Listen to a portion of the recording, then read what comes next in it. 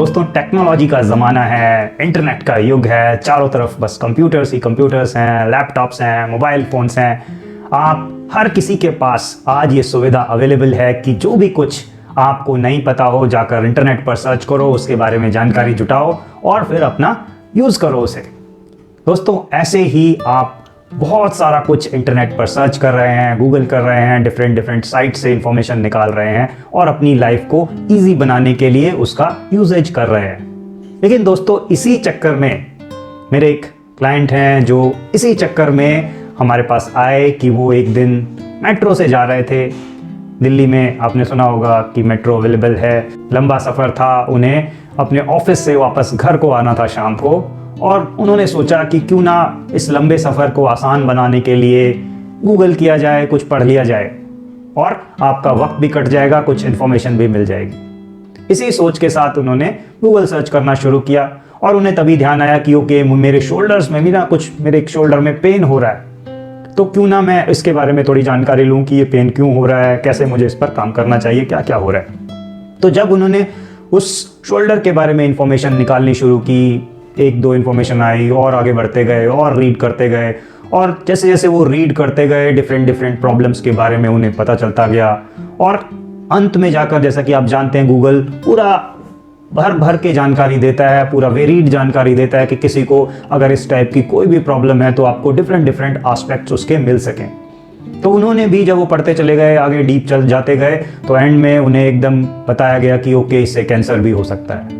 और वो इन्फॉर्मेशन उन्होंने पकड़ ली कि ओके, मुझे शोल्डर पेन है तो कहीं मुझे कैंसर तो नहीं। और वही मोमेंट था जैसे ही उन्होंने वो स्ट्राइक किया अपने माइंड में, और अचानक से उन्हें एकदम घबराहट हुई, एंजाइटी आने लगी, पसीना पसीना हो गए, सब कुछ जैसे एकदम से पैनिक आ गया हो।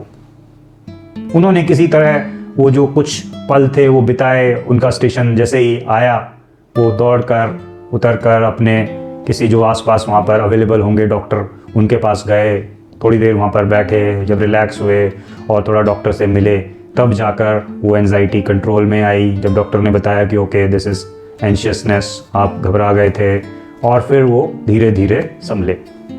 दोस्तों आप में से भी बहुत सारे लोग होंगे जो कि इंटरनेट का इसी तरीके से यूज़ कर रहे हैं कि कभी भी कोई हमें प्रॉब्लम आती है, झट से उसका एक्सेस करो, चेक करो कि उसके बारे में क्या क्या हमारे पास इंफॉर्मेशन अवेलेबल है। आप अपनी प्रॉब्लम्स के बारे में भी जो हेल्थ रिलेटेड हैं उन्हें सर्च करने लगते हैं, और कई बार हम सर्च करते करते ऐसी इंफॉर्मेशन तक पहुंच जाते हैं जो कि हमारे ऊपर इम्प्लीमेंट नहीं होती, जो कि हमसे रिलेटेड नहीं है, लेकिन कई बार वो हमें ऐसा फियर दे सकती है, ऐसा डर दे सकती है कि आपको नेगेटिव थॉट्स चलने लगे, एंजाइटी आने लगे, आपको एकदम से पैनिक अटैक आ जाए।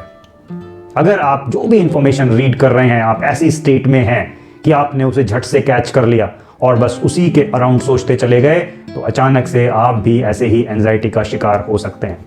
तो दोस्तों मैं ये वीडियो इसीलिए बना रहा हूँ ताकि आप भी सतर्क हो जाएं कि ये नहीं है कि हर चीज़ का बस गूगल कर लो और वहाँ से बस पढ़ते जाओ और इन्फॉर्मेशन कलेक्ट कर रहे हैं, चाहे वो मेरे रिलेटेड है या नहीं है, मेरे रेलिवेंट है या नहीं है। बस मैंने जैसे ही उसे पढ़ा और अपने पे इम्प्लीमेंट कर लिया, जनरलाइज कर लिया कि मुझे भी ये ना हो जाए। लेकिन आप ये नहीं जानते कि वो इन्फॉर्मेशन जो लिखी गई है वो सर्टेन कैटेगरी के लोगों के लिए, या किसी का ऐसा कुछ पेन है या ऐसी कोई प्रॉब्लम है जिस पर वो इम्प्लीमेंट होती है, that may be a different case. और आपका जो केस है वो बिल्कुल मामूली हो सकता है, जैसे शोल्डर पेन कोई बड़ी बात नहीं है, ठीक है, किसी भी तरीके से वो हो सकता है। लेकिन उन्होंने वहाँ पर पकड़ लिया कि कहीं ये कैंसर तो नहीं है। फिर जाकर आप जांच कराते हैं, पूरा बॉडी चेकअप्स कराते हैं, और फिर देखते हैं कि कुछ नहीं है, लेकिन आपको फिर भी भरोसा नहीं होता। फिर आप दो तीन चार बार जाकर फिर अलग अलग जगह बॉडी चेकअप्स कराते हैं, लेकिन रिपोर्ट्स वही आती हैं क्योंकि बॉडी में प्रॉब्लम नहीं है। जब आप इन टाइप के थॉट्स ले रहे हैं, उससे पैनिक में जा रहे हैं, घबराहट हो रही है, आपको लगता है कि नहीं कोई तो बड़ी बीमारी है, तो आप एकदम से ऐसी हरकतें करने लगते हैं और आपको लगने लगता है और ज़्यादा कि मुझे तो कुछ सच में ही दिक्कत है। आप अपना पैनिक खुद क्रिएट करते हैं। ऐसे गूगल से पढ़ने वाले केसेस बहुत सारे आ रहे हैं कि उन्होंने कोई इन्फॉर्मेशन एक्सेस की थी, लेकिन वो ले गई अल्टीमेटली हार्ट अटैक पर, कैंसर पर, या किसी और बड़ी बीमारी पर, और उन्हें डर लग गया, और उसके बाद से ये पसीना पसीना होना, हार्ट बीट बढ़ना, सांस तेज हो जाना, आपको कोई और जो हमारी एंजाइटी में सिम्टम्स आते हैं वो आने लगे। और उसके बाद से ही वो बार बार जब भी वो चीज़ करते हैं तो आपको फिर से वो सिम्टम्स आने लगते हैं, या उससे कोई मैच भी मिल जाता है 10-20% और उस टाइप की सिचुएशन बन जाती है तो भी वो सिम्टम्स हैं वो आने लगते हैं। तो ऐसे ही जब ये शख्स भी जो मैंने अभी बताया वो मेट्रो जब यूज़ कर रहे हैं उनको तब वो सिम्टम्स आ रहे थे।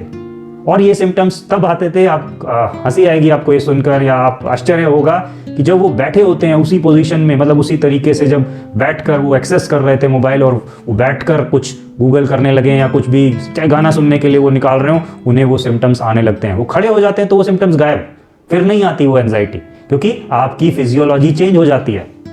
तो वहां पर देखिए आप डिफरेंस कि कैसे एंजाइटी एक पैटर्न में काम करती है कि जैसे ही वो सिचुएशन बनती है और वैसे ही माइंड चलने लगता है, आपके जो सिम्टम्स हैं वो आने लगते हैं।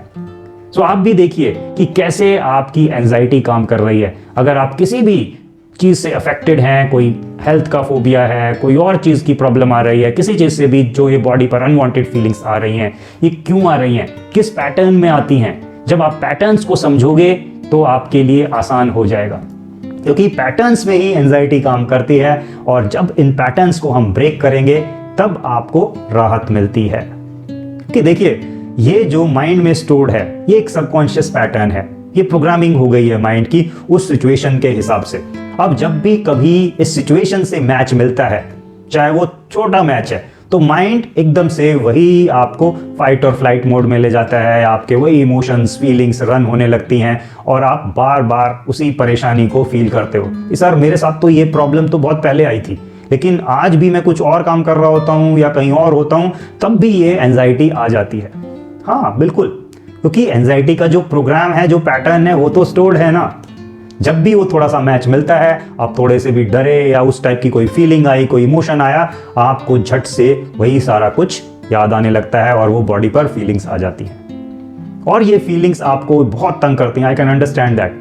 बट ये ना तो कोई हार्ट अटैक है, ना कोई कैंसर है, ना कोई बड़ी जो कहें कि आपको कोई ऐसी जानलेवा बीमारी हो गई है जो कि आपको छोड़ेगी नहीं।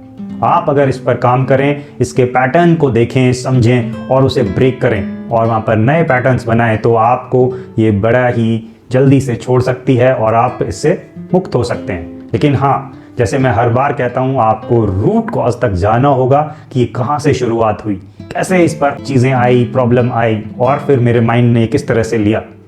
वो जो इंटरप्रिटेशन आपने उस इवेंट का किया, जो आपके साथ घटना घटी, तो उस इंटरप्रिटेशन की वजह से ही आपको प्रॉब्लम है।